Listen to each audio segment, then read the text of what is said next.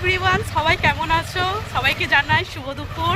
দেখো আজকে আমি আর আমার মাসি আর এই যে মেসো চলে যাচ্ছি গঙ্গায় স্নান করতে। অনেক দিন পরে তোমাদের সাথে আবার আমি এসেছি আমার একটা ছোট্ট মিনি ব্লগ নিয়ে।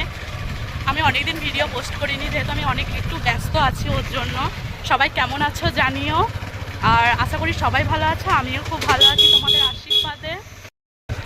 গাইস, এই যে আমরা প্রায় গঙ্গার কাছাকাছি চলে এসেছি, আর তোমাদেরকে একটা জিনিস দেখায়। এটা হলো কাটোয়ার শ্মশান ঘাট।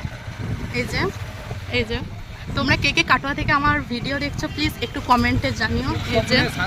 এই যে সত্যি করি সব থেকে শান্তির জায়গা হলো এটাই। হর হর মহাদেব। দেখো কত ভিড় গঙ্গার ঘাটে, সর্বনাশ। তো চলো, এই যে ঢঙ্গি গঙ্গায় নামছে।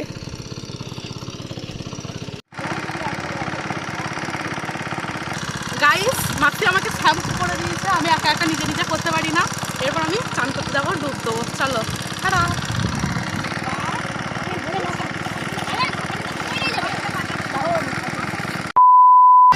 আমাদের চান করা হয়ে গেছে, বাড়ির জন্য গঙ্গার জলও নিয়ে নিয়েছি। চুলগুলো শুকিয়ে নিচ্ছে। ছি ননি, ছি, এইখানে চুল শুকাতে হবে তোমাদেরকে। চান করে যে করেছে ননি, এখানে এসে চুলগুলো এসে শুকাচ্ছে।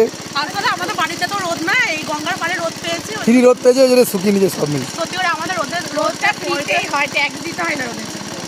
গাইস, আমাদের চান করা হয়ে গেছে, খুব মজা করলাম। অনেকদিন গাড়ি স্টার্ট দিয়ে দিয়েছে। অনেকদিন পর গঙ্গায় স্নান করতে এসেছি, তো দারুণ মজা হয়েছে। ছেলেটা যদি না উঠে যেত তাহলে আর একটু মজা করতে পারতাম, যেহেতু ছেলেটা উঠে গেছে তাই তাড়াতাড়ি চলে যেত। বাড়ি থেকে ফোন করছে, তাড়াতাড়ি যেতে হবে। গাইস, আমরা বাড়ির কাছাকাছি প্রায় চলে এসেছি। মেসো বুঝতে পারছে, কারণ আমাদের তো জামা কাপড় ভেজা, সাথে মেসোরও জামা কাপড় ভিজে যাচ্ছে।